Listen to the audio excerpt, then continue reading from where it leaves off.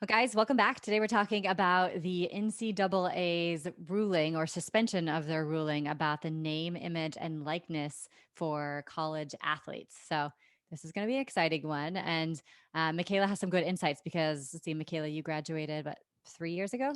Yeah, in 2019. Okay, so you're very you graduated when all of this actually was just sort of kicking up.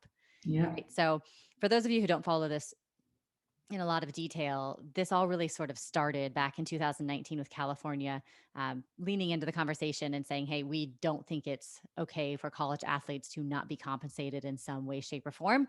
And they put down, a line in the sand that by 2023, they were going to allow this to happen. So a lot of other states have followed suit.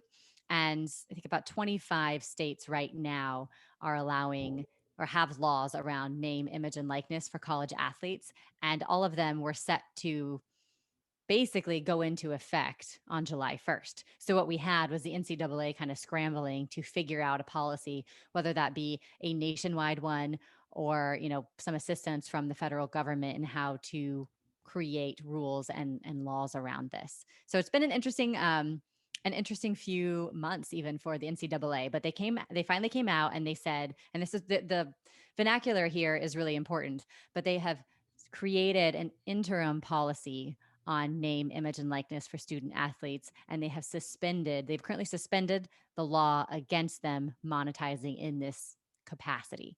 So it's not a definite thing, although I think it most definitely will be. But it is temporary as of right now. And we've seen a ton of brands flood to influencers in the college space, doing a lot of deals. I think even some of them as early as midnight on July 1st. So it's been a really Yeah. interesting, a really interesting week for the world of influencers as we've basically grown a whole nother subset, a whole nother category, which has been fantastic. So, Yeah. Michaela, do you want to tell us a little bit about what this means for college athletes? Yeah. So, what this means for college athletes is essentially that they can monetize their name, image, and likeness at this point. So, that can include things like monetizing their social media, signing autographs, coming and doing personal appearances. They can now teach sports camps or lessons, start their own businesses, have merch lines, and maybe most relevant for us, participate in advertising and marketing campaigns. So these are all things that previous to this ruling and this policy were things that they were barred from doing. And in addition to this, they can now sign with agents, managers, and representatives to help them with all of this, as well as hiring lawyers and accountants to help with the other side as well. So it's going to be interesting to see what this looks like. Yeah, for sure. It's good timing too, right? With the sort of explosion of the creator economy, this is another Yeah. another way for them to kind of get into this. So, who's been doing this in a big way? Like, who are the first movers into the space? Yeah, so I know you mentioned that there were some deals that happened as soon as midnight when the policy came out. So one of the big prominent ones that has been talked a lot about in the media is the Cavender twins. So they signed a deal with Boost Mobile, and for those who don't know, they are the star point guards for Fresno State women's basketball, and they're also internet stars. They have about 3.3 or 4 million, I think, followers on TikTok. They also have 67,000 YouTube subscribers and around 500,000 combined followers on Instagram. And this is the first deal that Boost Mobile has signed with college athletes. And they also are planning to roll this out regionally with around 400 other athletes that they started reaching out to last week as well. That's a big deal, right? I mean, that Boost Mobile is a big brand. They've kind of put a stake in the ground with, I think, arguably some of the biggest college athlete influencers right now. And then they've really, they basically have said, like, we believe in this as a marketing avenue, right? And they're doing it Yeah. on local levels did you say, I think earlier we were talking and you said they were actually going to be focused on areas where they have Boost Mobile stores. Yeah, so they're talking about rolling it out regionally and working with college athletes in the towns that they do have actual Boost Mobile stores. That's so interesting. I think it's a smart move, right? It And it's is. good. I think what's interesting about that deal too is they have a big influencer that they can then kind of create this buzz and awareness at the smaller.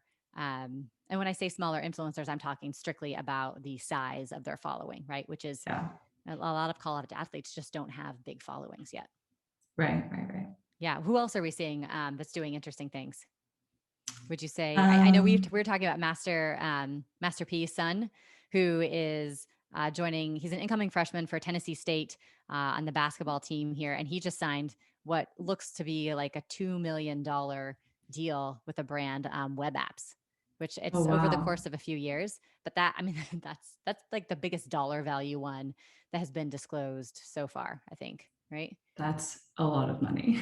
It is. Yeah. I mean, and it's kind of it's incredible, right? I think it really sort of plays to the fact that you're going to have a lot of like discrepancies in the way that brands are going to approach this, right? Excuse me, Boost Mobile is approaching it one way. Then you've got, web apps approaching it another. And then you have, I think I saw, it was a football player had signed for like a sweet tea deal, right? It was like a local, more of a Hmm. local brand push, which was interesting too. So you've got big Yeah, brands, you've got small brands, and it's going to be really interesting to see where it all shakes out, right? yeah, it is for sure. And I know we were talking a little bit about Charles Barkley's comments that he Yes. made around just this ruling in general and kind of what he thought about this. And And this I was think on you had the some Dan Patrick interest. show last week. This was part of Mhm. an overall conversation where Dan Patrick said, "Hey, what do you think? I got to ask you, what do you think about the NIL laws for college athletes?" And then go ahead, Michaela.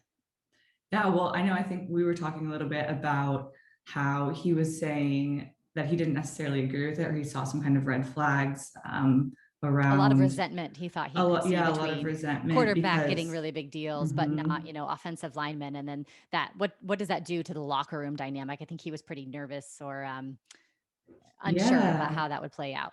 And it's interesting because I think, you can see both sides, right? Like that's definitely something that maybe a lot of people reading this are going to think about, right? Like there are those really prominent college athletes and those are the ones that you know are going to get those big deals because they're the most popular, right? But I think there's another part to that to consider, which is that the less popular athletes or the ones who are not, you know, dedicating 100% of their time to this are going to have more time to work on branded content or work on signing deals and building their followings. Um, so I think that's something to consider as well. Oh, I agree totally. I mean, actually, I completely disagree with Charles Barkley. Now, obviously, I'm not an athlete, right? So I've never been in the locker room there with these in the environment where influencer deals are a thing. But I think it is the same thing happens in traditional sports, or I should say at a professional level, right? Yeah. Um, Quarterbacks always get more deals. That's just how it is. And is there going to be resentment? Maybe, yeah, probably. But like, it's also just par for course. I think Right.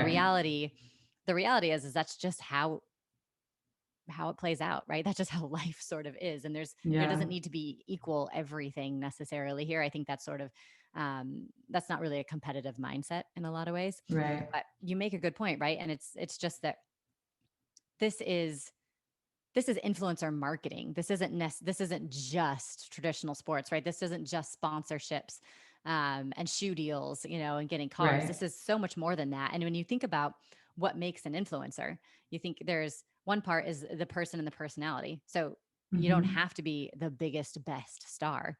You could be um, a really goofy guy that's part of the team that's just really fun to follow along with, right? Like that absolutely Right. could be part of the case. The other thing is you get a lot of access to content, right? You're sitting, in the locker room, you're able to go live, you're able to give people this sort of sneak peek backstage pass is what I'll kind of call it to a Yeah. lot of things that you don't normally see. And that is we've seen in the professional sports level that content is gold. So I think a lot of these people Yeah. actually have big opportunities to become influencers or influential in their own right. It's Yeah. not just going to be about who's the quarterback, who's the all star. There are a lot of I opportunities, I think, here. Yeah, and I think the other interesting part of that is we've seen the emergence of a lot of these like college athlete influencers over the past year and a half with COVID That's right. because as their playoffs were happening, they were in the bubble and they had endless time to make content. So we saw all of these Yeah. athletes blowing up on TikTok.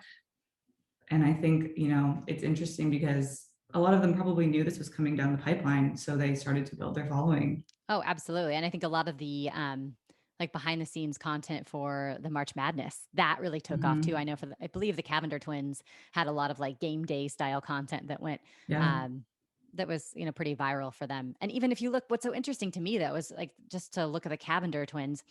When you look at them on TikTok, they're not getting famous or getting a ton of followers because they're over there doing cool basketball tricks and like showing them practicing and stuff. They're Right. actually just doing what they do on TikTok. So it's almost like they're they're social media influencers who just happen to be these, all-star college athletes. And Yeah, and I see that trend a definitely. lot with female athletes versus male, and we'll see how that kind of continues to play out. But there have been a lot of other accounts, I think, that have done, really done the exact same thing. So Yeah, um, I we'll see agree.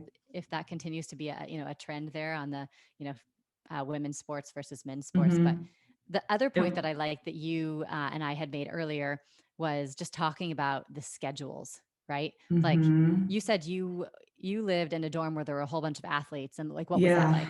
So my freshman year, I lived in the dorm on my campus at San Diego State that all of the athletes lived in because it was really close to the fields, and it also had like the best food area. So they put them in that dorm. But their schedules are insane. They're waking up really early in the morning to go lift. They're You said coming like 4 home. a.m., right? Yeah, 4 or 5 a.m., going to lift, coming back, going out again to work out with the team, then going to class, going to class. They have to eat sometime in there and then going to practice again at night, traveling on the weekends, whether that's by plane or by bus. Their schedules are very, very demanding. So our conversation around that was just, what type of content can they create Mhm. with that schedule and what caliber of content can they create, and how Exactly. brands are going to have to be mindful of that, and kind of maybe handhold a little more than they would with a traditional influencer who has been doing this as their full-time job for years. Absolutely. I think that's huge. I mean, when as a brand, when you think about how to engage with these athletes, forget about the fact that, each like different states have different laws. That's something that's so easy for, somebody like us to help you guys navigate through. But really when you think about it, it's like how does this type of content, how do these type of partnerships differ from Mm-hmm. your traditional influencers, right? This is you think about how a lot of these guys are not they don't have, a photographer, a videographer following them around. This is not their full-time job. And they just became influencers in the last year or are just now becoming influencers because they can monetize their social media platform. So this is like influencers 1.0, right? You got to go Right. back 5, 6 years and realize what you're dealing with. You also have to realize, per your point on the schedule, that they're not going to be able to turn things around a lot. So being super clear and concise and from the get go, Yeah. and padding in enough timing when you're working with these guys is going to be super important. Also, when you look at the tools, I think Instagram stories is going to be huge for these guys. A quick Yeah. Instagram shot that's very like relatable, real life, also going to be huge. And Or then even TikTok, TikTok. Yeah. TikTok, undoubtedly TikTok. I mean, that's just TikTok is the anthem of college, right? And below. So I think you're going to have a lot of that there too. But the quick, easy stuff is going to be probably the best. And I think you're going to see eventually, as the dust settles, you'll see more longer term partnerships because that's going to just make a ton of sense for these athletes when they're getting hit up every Right. single day. And you have all of these I hesitate to call them influencer agencies, but like these databases, these connector tools, any sort of tech that's going to be Mm-hmm. hitting them with 50 emails a day from every type of brand ever imaginable. It's going to be very hard to get to these individuals, which is why I would Absolutely. encourage brands to work with someone like us, to help navigate those waters, and then also just to do some of the legal stuff that Yeah. isn't that hard, but it's not hard for us because we live and breathe it. It's going to be harder for a brand that can't keep tabs on, different laws in 50 states until the NCAA comes out with a nationwide strategy. Yeah. Absolutely.